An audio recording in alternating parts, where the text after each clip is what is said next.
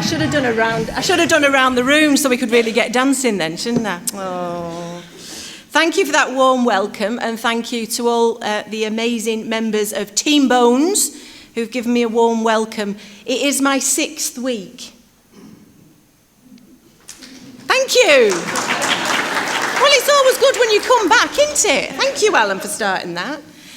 It is my 6th week, and what I can tell you in my 6th week is how much I need to learn. That's what I can tell you. But I can also tell you how much I want to learn.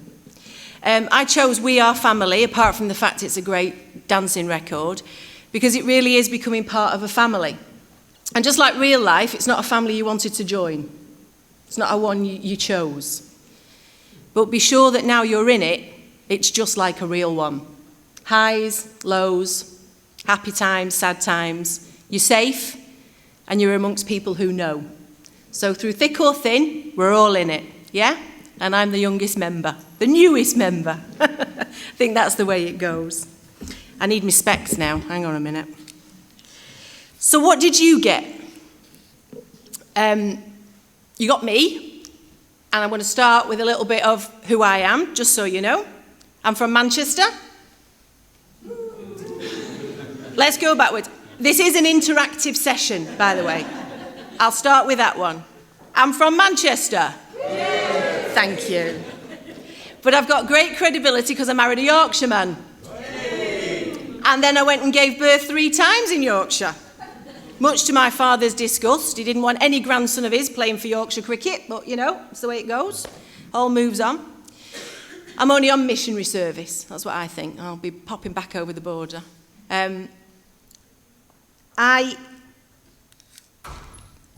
I'm also the mum of 3 teenagers. Interactive, please. All the support you can give me on that one will be helpful. I like dancing, I like dressing up, and I like Eurovision. So we're going to have some fun. But I've not bought the dressing up today. Don't worry about that. Why did I want the job? I saw this job advertised and thought long and hard. And when I looked into it long and hard, what I saw was an immense foundation and the founding passions of all the families that have made this charity possible and where it is today. And that's special, really special, because the charity is 8 years old. And if you look at it as, you know, a youngster, which it really is, but it's got big ambitions. And it was really that founding passion that inspired me to put my name in the hat. My background is in the charity world. I'm privileged to have been a fundraiser. I'm very proud to have been a fundraiser for quite a few years, working for places like Oxfam, Sheffield Children's Hospital, and Breast Cancer Haven. And I think what I've built up over those years is the ability to develop and bring charities on, shape them. And so I kind of thought, I wonder if my skills and expertise are the right time and the right place for Bone Cancer Research Trust that's ready to move to another level. And so here we are, and here I am today, ready to help do that.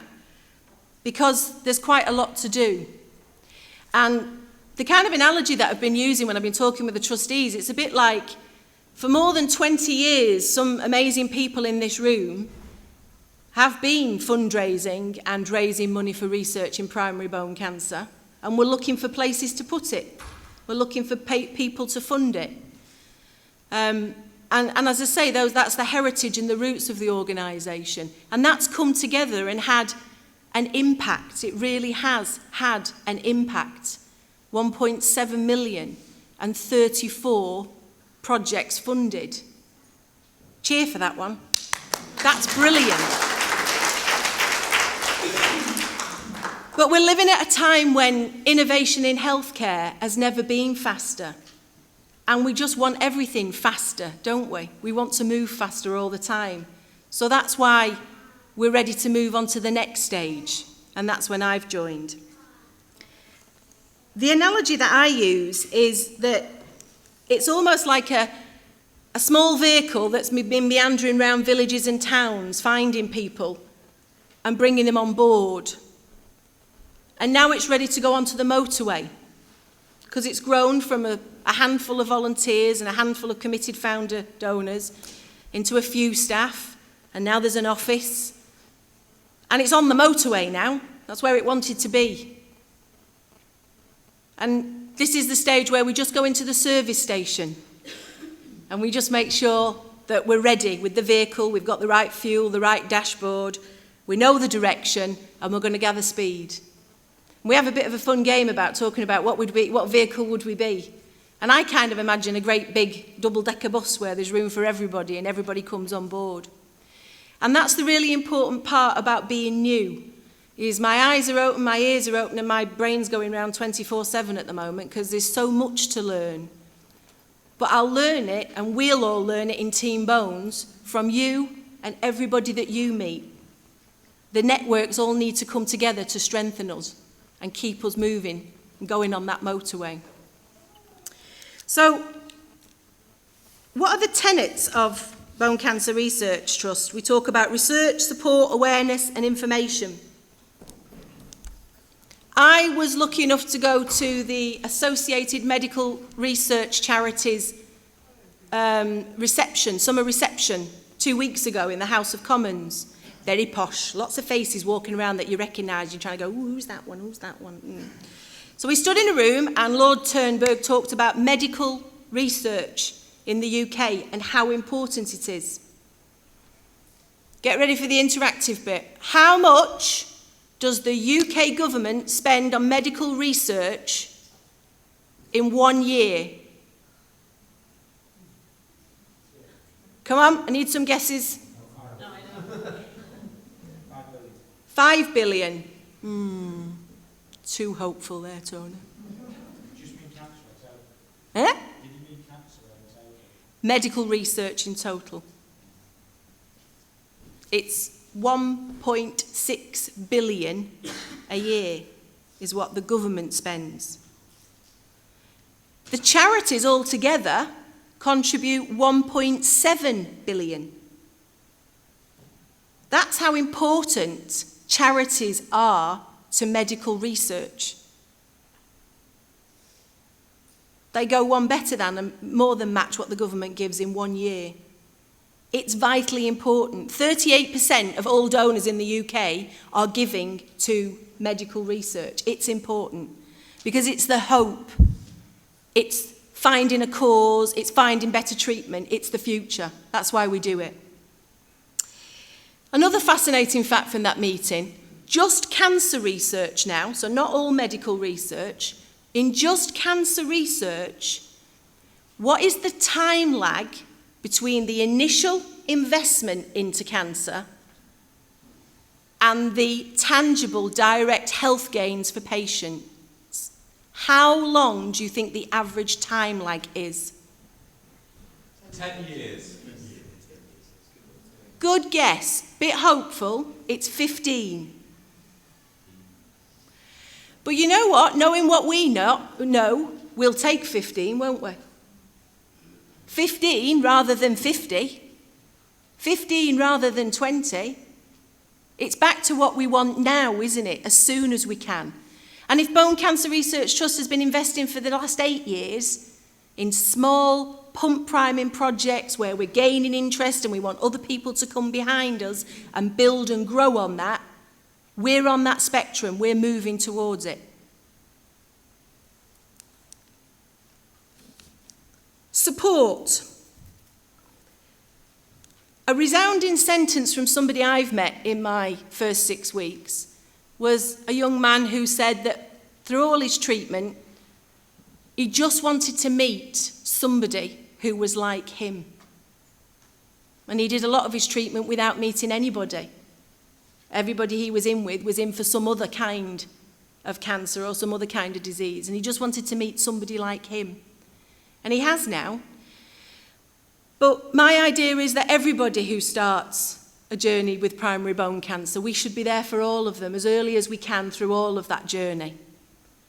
And I've got plans and ideas that I hope I can share with you that will mean that we can be there at all those treatment centres and all those clinics with a bigger presence so that people don't just chance across us by accident, that people find us and use us whenever they need us for whatever they need us.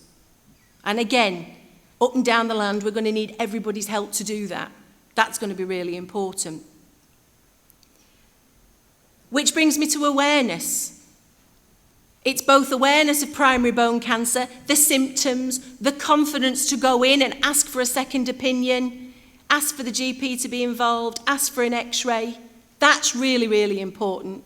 As well as the awareness of Bone Cancer Research Trust, that we're here for people. We're going to be working hard at marketing both of those, promoting both of those and getting that message out. We have a wonderful volunteer who can't be here today. She's called Anne. Unfortunately, she lost her husband, John, to bone cancer. She was doing a race for another cancer research charity. And it was as somebody ran past her with the Bone Cancer Research Trust top on that she stopped and ran the other way to look at the T-shirt, to see what was written on it. It did say Bone Cancer Research Trust. She didn't know that there was a charity that existed. So the power of wearing one of these in a crowded place where there were hundreds and hundreds of people in pink, that stuck out. That was our advertising campaign. That's awareness. So for every one of Team Bones, whoever you are, who runs, cycles, jogs, goes to the supermarket in this, know that this is a walking advertisement. Because somebody somewhere who's looking for those words will find them on you. And that could be the start of their journey with us. That's what awareness means. Information. We've got to be the central go-to place for anybody affected by primary bone cancer. There isn't a lesser goal. It's got to be that one.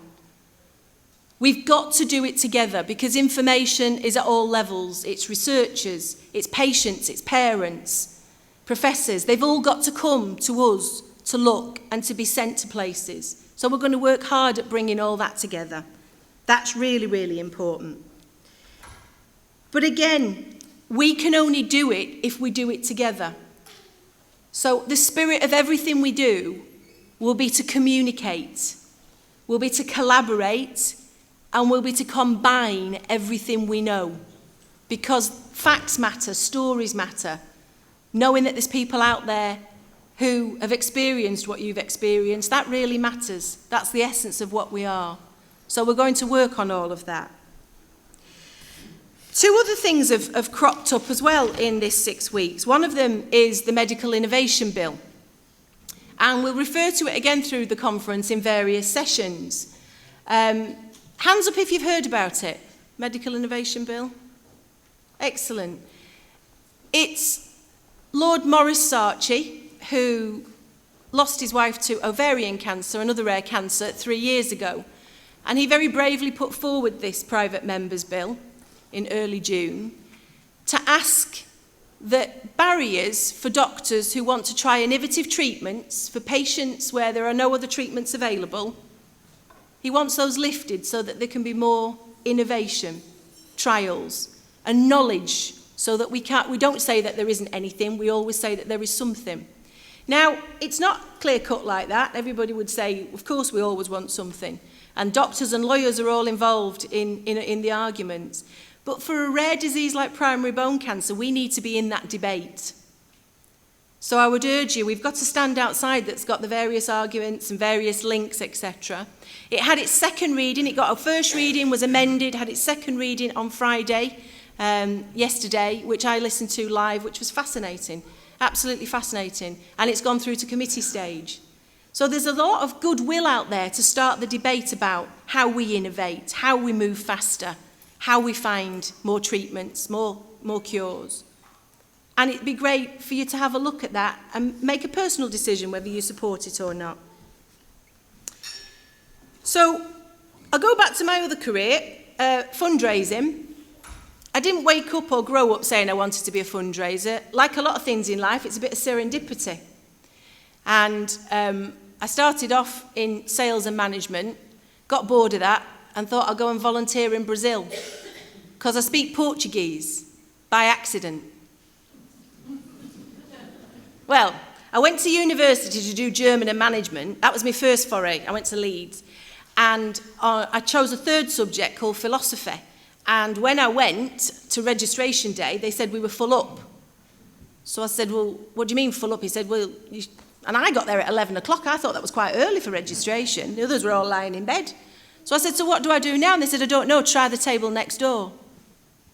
And alphabetically, the next table was Portuguese. So I kind of thought, why not? We'll have a go. We'll do Portuguese.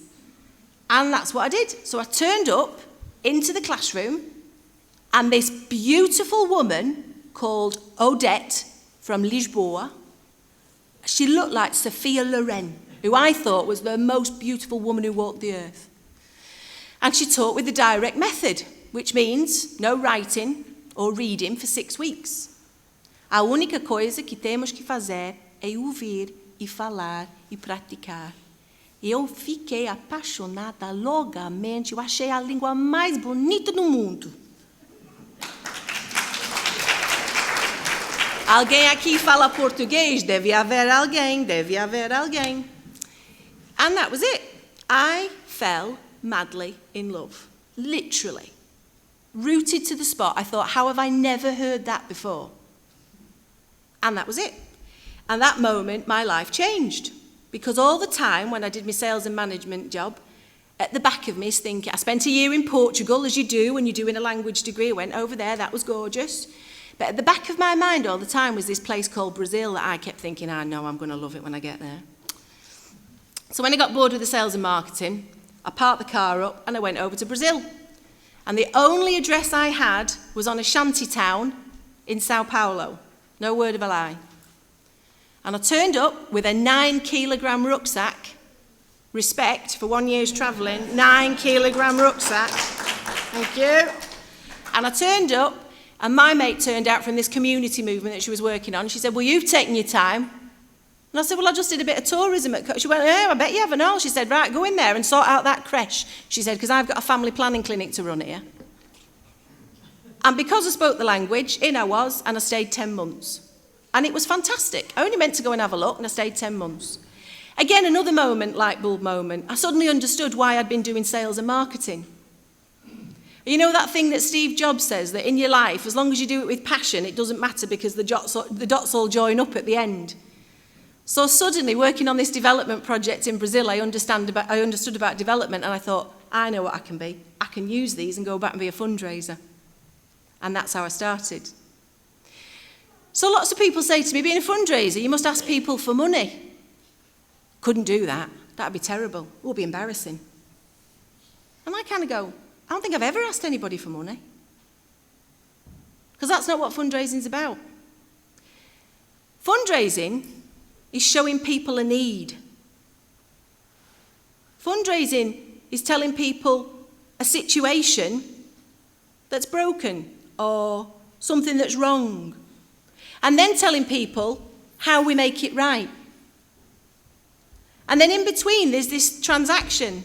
There is money, which is just metal and paper at the end of the day.